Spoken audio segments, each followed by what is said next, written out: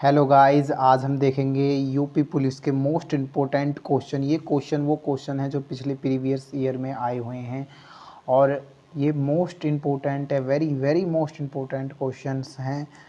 इन्हें देखकर आप ज़रूर जाएं। और देखिए, पहला क्वेश्चन है आपके सामने। एक मिश्रण के 40 लीटर में 17:3 के अनुपात में दूध और पानी है। इसमें कुछ और दूध मिलाने के बाद परिणामी मिश्रण में दूध और पानी का अनुपात 7:1 हो जाता है। तो इसमें मिलाए गए दूध की मात्रा कितनी होगी? तो देखिए, इसको सॉल्यूशन पेपर में आपको बहुत जल्दी सॉल्यूशन करना होता है। तो हमें दिया हुआ है पानी और दूध का अनुपात। पानी का अनुपात 17 और दूध का अनुपात 3 है। फिर जब इसमें कुछ और दूध ऐड कर दिया गया तो अनुपात जो होता है 1:7। क्यों? यहाँ पर देखिए उसने क्या कहा है, लैंग्वेज दूध और पानी। तो पहले यहाँ पर दूध है 7 और पानी है 1। ठीक है, अब हमें कितना दूध दिया गया है? 40 लीटर। तो पहले प्रारंभ में 40 लीटर, 17 + 3 कितने हो गए? 20। 20 बराबर कितना होना चाहिए? 40 के। तो 2 से काटो, यहाँ पर ये 1 की वैल्यू 2 आ गई। मतलब कि यहाँ पर पूछ रहा है कितना दूध ऐड किया गया। तो यहाँ से इनका डिफरेंस कितना है? 4 का। तो 4 की मल्टीप्लाई 2 से कर दीजिए, क्योंकि 1 की वैल्यू 2 है तो इसीलिए 4 की वैल्यू कितनी आ जाएगी? 8। तो 8 लीटर इसका आंसर हो गया। ठीक है, अगला क्वेश्चन है। अगला क्वेश्चन है कि 9 संख्याओं का औसत 30 है यदि पहली 5 संख्याओं का औसत 25 है और अंतिम 3 संख्याओं का औसत 35 है, तो छठी संख्या क्या होगी? देखिए, बहुत ही इम्पोर्टेंट क्वेश्चन है। 9 संख्याओं का औसत 30 है और 5 संख्याओं का औसत 25 है और 3 संख्याओं का औसत 35 है, तो छठी संख्या क्या होगी? हम मान सकते हैं कि 9 संख्याएँ 9 कुल संख्याएँ हैं। तो 9 कुल संख्याओं का योग कितना होगा? पहली 5 संख्याएं उनका योग प्लस छठवीं संख्या प्लस 3 संख्याओं का योग, 3 संख्याओं का योग। अब देखिए, पहली 5 संख्याओं का योग क्या होगा? पहली 5 संख्याओं का योग औसत 25 दिया है। यदि हम इनका योग निकालें, पहली 5 संख्याओं का योग निकालें तो क्या होगा? 5 संख्याओं का योग।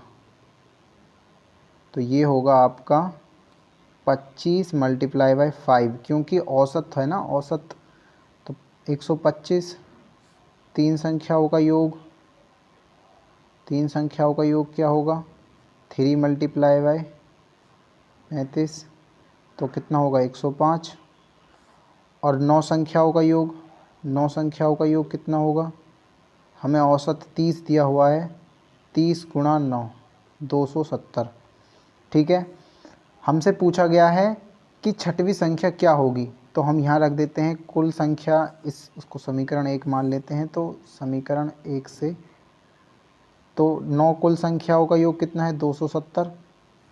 5 संख्याओं का योग है 125 और छठवीं संख्या हमें निकालनी है, प्लस 3 संख्याओं का योग 105 है। तो 125 और 105 कितने हो गए? 230। तो 270 - 230 बराबर के छठवीं संख्या। तो क्या आ जाएगी छठवीं संख्या? तो छठवीं संख्या का योग आ जाएगा, छठवीं संख्या आ जाएगी 40। यही आपका आंसर है। नेक्स्ट क्वेश्चन पे आते हैं।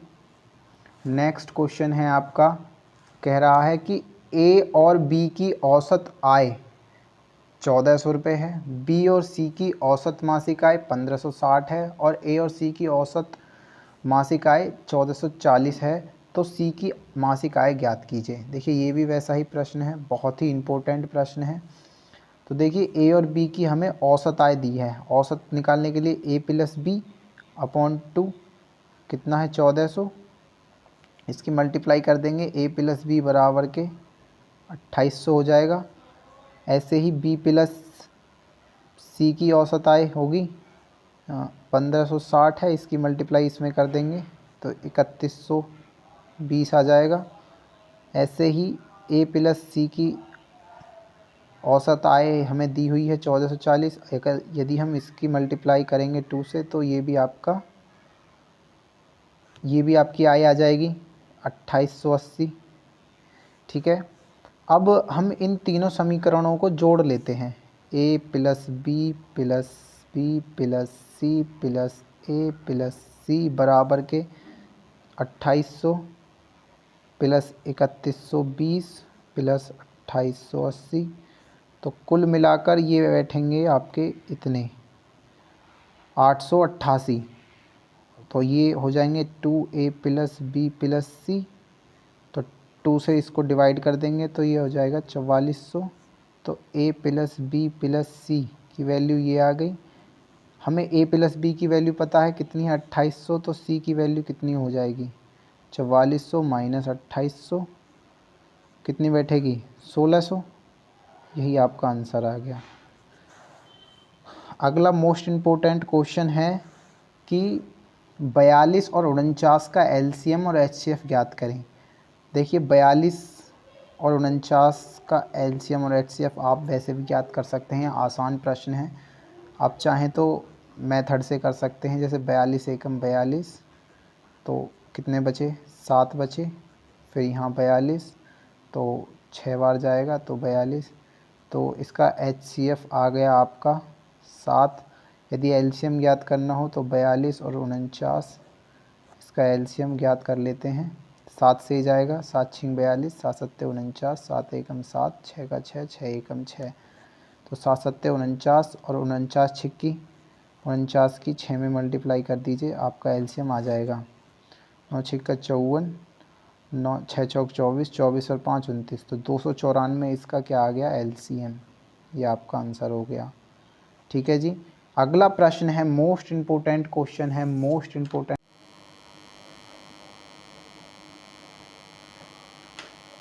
देखिए ये क्वेश्चन आपका कि एक रेलगाड़ी एक समान चाल से चलते हुए 240 मीटर लंबे प्लेटफॉर्म को 10 सेकंड में पार करती है और एक टेलीग्राम पोस्ट को 6 सेकंड में पार करती है, तो रेलगाड़ी की लंबाई और उसकी चाल ज्ञात करें। देखिए मोस्ट इम्पोर्टेंट क्वेश्चन है और देखिए इसको सॉल्व करने का तरीका भी बिल्कुल सिंपल है, मेथड से सॉल्व करेंगे इसको। तो हमें दिया हुआ है कि एक टेलीग्राम पोस्ट को 6 सेकंड में एक रेलगाड़ी पार करती है। तो जब एक रेलगाड़ी एक टेलीग्राम पोस्ट को पार करती है तो वो अपनी दूरी की बराबर ही चाल चलती है, मतलब अपनी दूरी के बराबर ही लंबाई, जितनी उसकी रेल की लंबाई होती है उतनी ही दूरी होती है। तो हम मानते हैं, पहले माना रेलगाड़ी की लंबाई